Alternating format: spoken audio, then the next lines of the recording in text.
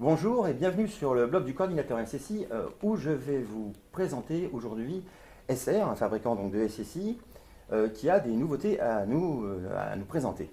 Donc avec moi, j'ai un invité qui est Maury. Oui, bonjour, donc Maury Kabazi. Je suis responsable national prescription pour SR Honeywell depuis maintenant 2 ans. D'accord. Voilà. Et en fait, vous êtes basé où normalement? Alors moi je suis basé à Toulouse et je rayonne nationalement. D'accord, d'accord. Je m'occupe des grands comptes et de toute l'activité prescription clients finaux. Ok. Voilà. Alors, chez SR, il y a une particularité, c'est le fait qu'on ait un système ouvert. Je pense que on le sait déjà, nous tous, mais en fait, est-ce que vous nous expliquer un petit peu comment ça fonctionne? Parce que c'est vrai que parfois, il y a certains maîtres d'ouvrage ou certaines personnes qui disent, bah oui, mais alors n'importe qui peut trafiquer tout ça. Donc, est-ce que vous avez, comment vous avez abordé la chose? Effectivement, c'est vrai qu'on a lancé la mode dans les années 2000. On a été un des premiers grands constructeurs à proposer des systèmes ouverts. Alors ouvert, effectivement, avec le temps, maintenant, ça fait un peu peur aux maîtres d'ouvrage. Donc on ne parle plus de système ouvert, mais en fait, on va parler de système à transfert de compétences maîtrisé. Alors ça veut dire quoi? C'est un peu plus complexe. C'est-à-dire qu'aujourd'hui, en fait, on essaye de maîtriser de très très près notre réseau. Parce que notre force aujourd'hui au niveau national, c'est notre réseau de distributeurs et d'installateurs formés SR. Donc les logiciels de programmation de mise en service SR Honeywell ne sont pas librement accessibles sur Internet. Par exemple. Parce que là, justement, il y a un réel danger pour le maître d'ouvrage que n'importe qui puisse se prétendre formé, habilité par le constructeur. Donc aujourd'hui même, on a fait modifier la 933. La NFS 61933, aujourd'hui, elle intègre clairement que l'installateur ou le mainteneur doit être habilité niveau 3 par le constructeur. Voilà, parce qu'on sait que demain, de manière, si problème il y a sur un site, on va tout de suite regarder qui a fait quoi. Et est-ce qu'il avait des habilitations pour faire ce qu'il a fait déjà, première chose. Voilà, donc aujourd'hui, on est aujourd'hui dans un de nos centres de formation, parce qu'on en a un à Argenteuil et puis un à Lyon.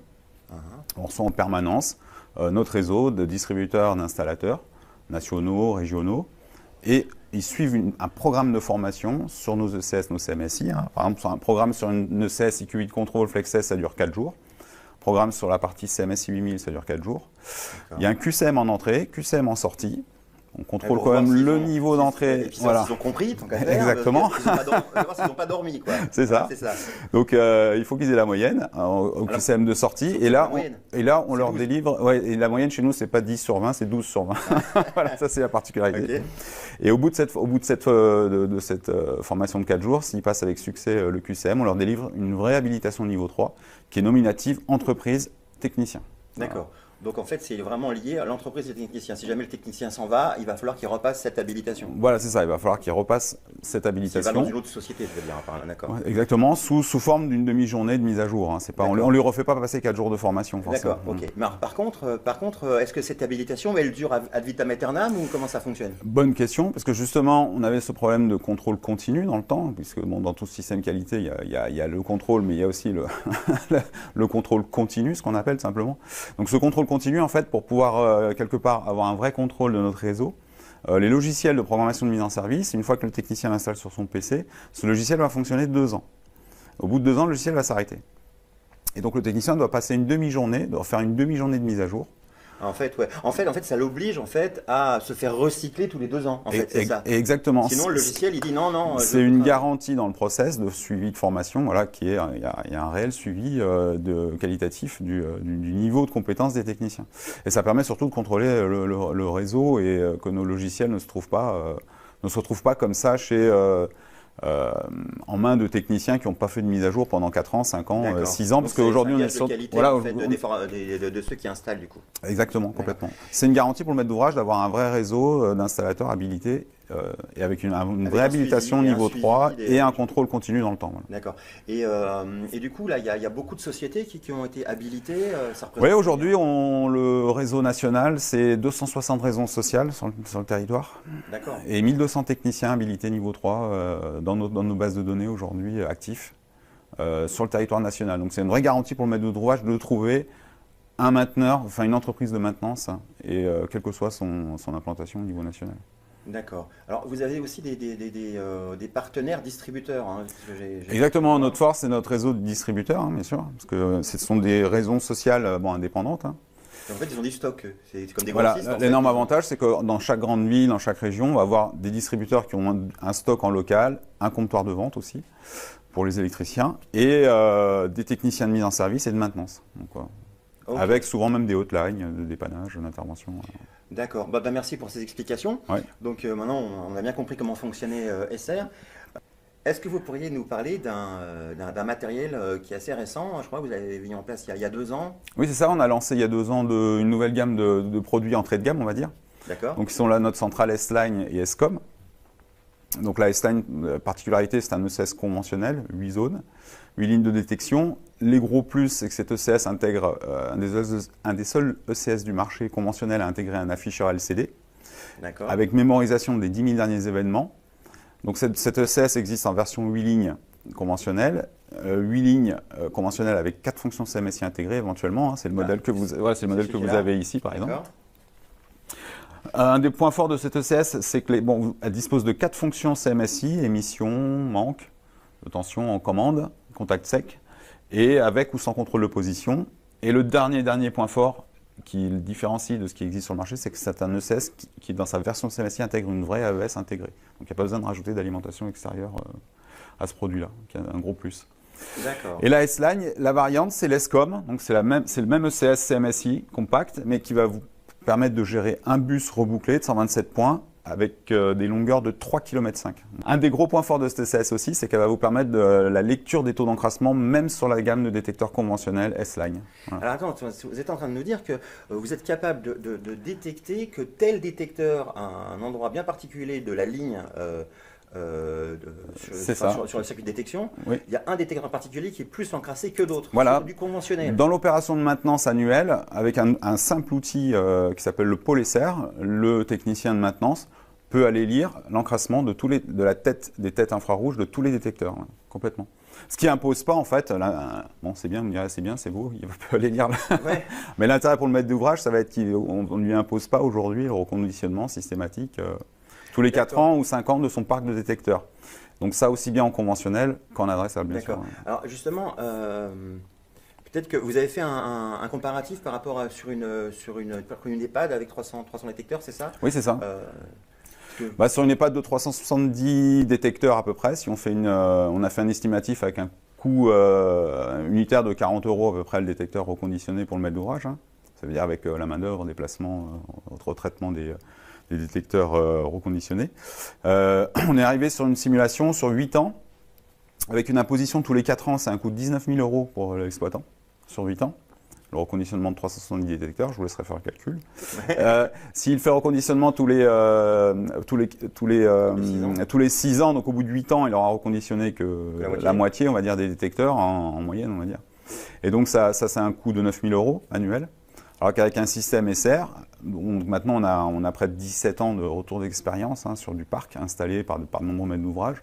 Aujourd'hui, on se rend compte que sur un parc de 370 détecteurs, le maître d'ouvrage va reconditionner vraiment que les détecteurs qui sont encrassés. Et on arrive sur une quarantaine de détecteurs. Ce qui représente un coût de 2 000 € uniquement pour le maître d'ouvrage en reconditionnement. C'est clairement de grosses économies pour le maître d'ouvrage derrière. Complètement. Alors en plus, il y a un système de rapport de maintenance. C'est grâce à ça. C'est ça, tout à fait, voilà, complètement. Donc vous avez le pôle SR pour la gamme conventionnelle, qui est un outil portatif qui permet d'aller lire ces informations. Et tous les techniciens qui suivent nos programmes de formation, avec le logiciel Tools 8000 en fait, tout simplement, ils vont pouvoir se connecter aux ECS, donc aux ECS adressables, que ce soit EQ8 Control, FlexS ou ESCOM, et sortir ce qu'on appelle tout simplement un rapport de maintenance de bus. Voilà. Alors, ce rapport de maintenance de bus va sortir tout un tas de données. Oui, alors qu'est-ce qu'il y a comme données intéressantes? Extrêmement intéressantes pour l'installateur et pour l'exploitant. Notamment, on a des notions de zone, de programmation, de pouvoir repérer tel point. Voilà, d'adresse de détecteur. Okay. Mais on va donner la date de fabrication, la version logicielle de chaque détecteur. Ça, c'est des informations qui nous intéressaient, nous et l'installateur. On va donner des informations sur le nombre d'heures de fonctionnement. C'est-à-dire qu'on sait que le détecteur, ça fait 7800 heures, par exemple, qui tourne sur une installation, sur un ECS. D'accord. On va arriver ensuite sur des informations d'exploitation. Donc, le détecteur mémorise en interne, en fait, dans sa chambre, sur son EPROM, ici, intégré. Le détecteur va mémoriser. Il a un compteur de préalarme et d'alarme feu. C'est-à-dire que dans sa vie, je sais que le détecteur, par exemple, est passé 10 fois en préalarme, 15 fois en alarme feu. Okay. Donc ça peut être intéressant pour intervertir les technologies ou trouver la bonne technologie. Si parce que il y a des intempestifs. C'est ça, voilà. Ça permet de localiser tout de suite les détecteurs qui posent problème. Hormis l'historique ECS, bien sûr. Et l'information cruciale pour le maître d'ouvrage, c'est qu'on va lui donner le taux d'encrassement au pourcentage près de la chambre optique. D'accord. Et du coup, on va pouvoir savoir facilement si on dépasse 40% d'encrassement. Voilà, c'est ça. Et du coup, nos impositions aujourd'hui, nos préconisations constructeurs, qui sont clairement écrits, c'est de reconditionner le détecteur à partir d'un taux de 40% jusqu'à 70%. Et dans ce tableau de rapport de maintenance de bus, ce qui est extrêmement intéressant, c'est qu'il y a un code couleur. C'est-à-dire que la ligne, tant que vous êtes entre 0 et 40%, la ligne est verte. Dès que vous allez dépasser 40%, la ligne va passer jaune.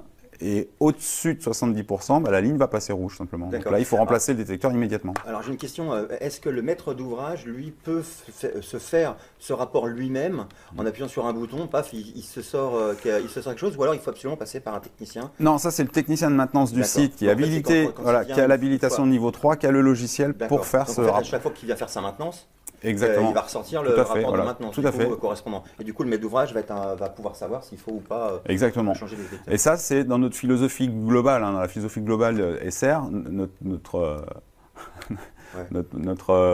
philosophie, c'est quoi? Voilà, le leitmotiv, c'est augmenter le niveau de sécurité de l'installation en SSI. Pourquoi? On le verra tout à l'heure avec la FlexS notamment, avec la redondance fonctionnement, le détecteur OT Blue qui permet d'avoir un détecteur multirisque, le fait qu'on renseigne avec précision sur le SSI les détecteurs encrassés, où est-ce qu'il faut remplacer un détecteur, où est-ce qu'il y a un problème. Ouais. Donc c'est vraiment l'augmentation du niveau de sécurité tout en diminuant les coûts récurrents. D'accord. Donc en fait, au final, on arrive à peu près à, vous avez estimé en gros une économie de combien sur une maintenance avec vos sur 8 ans, par exemple, sur un parc de 370 détecteurs, on arrivait à une économie rien que sur le reconditionnement de plus de 15 000 €. D'accord. Pour le maître d'ouvrage, à répartir sur 8 ans, bien sûr. Ok. Si vous voulez des informations complémentaires sur les équipements qu'on vient de montrer, vous pouvez cliquer sur le lien en bas de la vidéo et vous serez redirigé vers une page où vous aurez des détails techniques qui pourront éventuellement éclairer votre lanterne. Merci Maury pour toutes ces explications. J'espère que ça vous aura été utile et que vous trouverez ça intéressant. Je vous donne rendez-vous pour une autre vidéo une fois prochaine. Merci et au revoir. Au revoir, merci à tous.